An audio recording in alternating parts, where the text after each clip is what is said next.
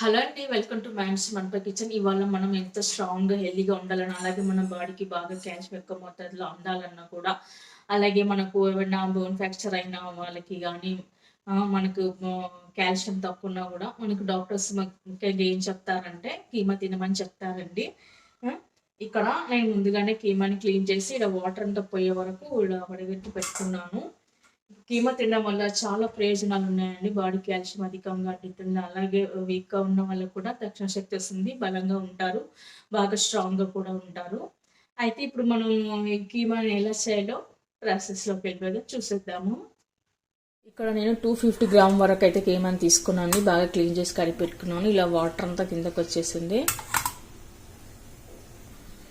నేను ఇక్కడ ప్యాన్ పెట్టుకున్నానండి. అందులో 3 టేబుల్ స్పూన్ వరకు అయితే ఆయిల్ వేసాను. ఆయిల్ కొద్దిగా ఎక్కువ ఉంటేనే కీమాకి మంచి టేస్ట్ బాగుంటుంది. ఇప్పుడు ఆయిల్ హీట్ అయిన తర్వాత మనము సాజీరా వేసుకుందాము.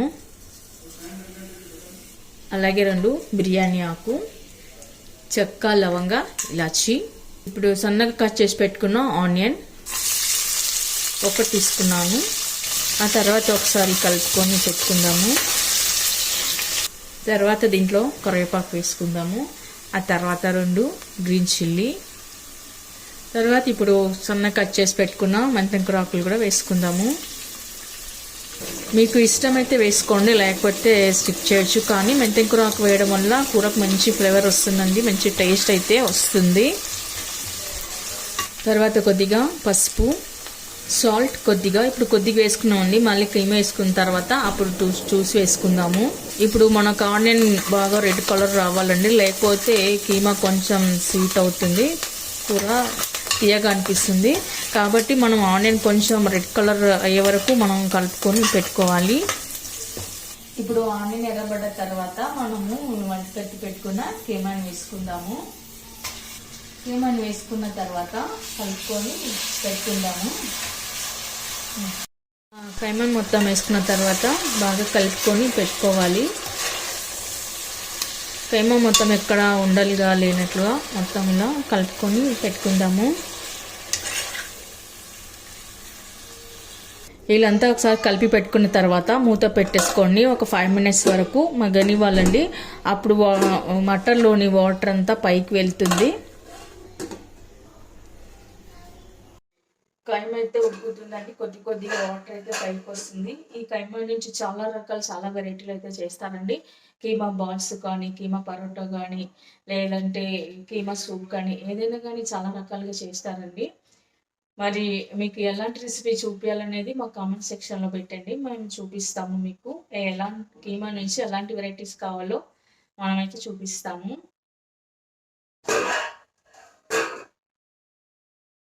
ఇలాంతా వాటర్ వచ్చింది కదా, నేను ఇక్కడ అసలు వాటర్ అయితే వేయలేదు. ఈ కీమాలో ఉన్న వాటరే అంత ఇలా బయటికి వస్తుంది. ఇప్పుడు ఈ వాటర్ అంతా పోయే వరకు మనం కీమాను ఉడికించుకోవాలి. ఇలా వాటర్ కాస్త దగ్గర పడ్డ తర్వాత అల్లం వెల్లుల్లి పేస్ట్ వేసుకోవాలి. ఒకసారి కలిపి పెట్టుకుందాము. ఆ తర్వాత ఇప్పుడు మనము కట్ చేసి పెట్టుకున్న టమాటాలు వేసుకోవాలి. తర్వాత ఇప్పుడు మనం రెడ్ చిల్లీ పౌడర్ వేసుకుందాము. ఇక్కడ నేను 2 స్పూన్స్ వరకు వేస్తున్నాండి. కారం ఎక్కువ ఉంటేనే కీమాకు మంచి టేస్ట్ బాగుంటుంది. ధనియా పౌడర్, ఉప్పు రుచికి సరిపడా, ఇది మీట్ మసాలా అండి, ఇది కూడా వేసుకుందాము. మీ దగ్గర మీట్ మసాలా లేకపోతే గరం మసాలా అయినా వేసుకోవచ్చు. ఇప్పుడు ఒకసారి అంతా బాగా కలుపుకొని పెట్టుకోవాలి. కీమా ఎక్కడ ఉండలేకుండా ఇలా పొడి పొడిగా ఉండేట్లాగా కలుపుకొని పెట్టుకోవాలి. చూడండి, చూడ్డానికి కలర్ఫుల్గా ఎంత బాగుందో.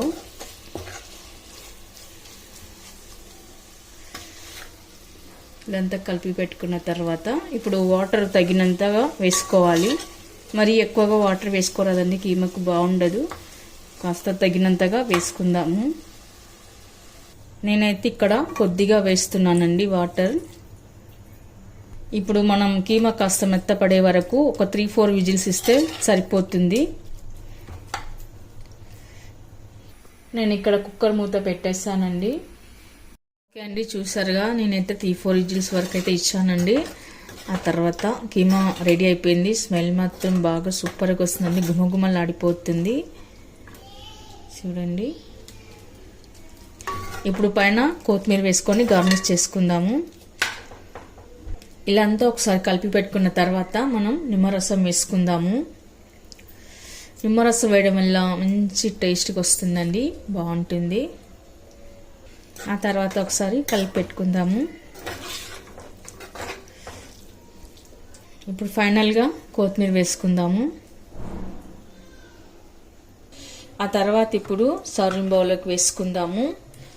కూర మాత్రం చాలా సూపర్గా అనిపిస్తుందండి.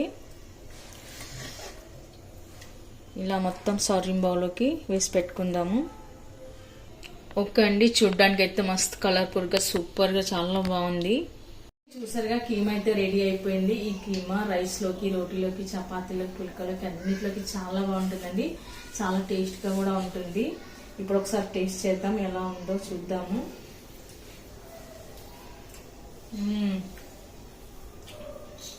ఉప్పు, కారం, మసాలా అంతా పర్ఫెక్ట్గా సరిపోయిందండి. చాలా టేస్ట్గా ఉంది.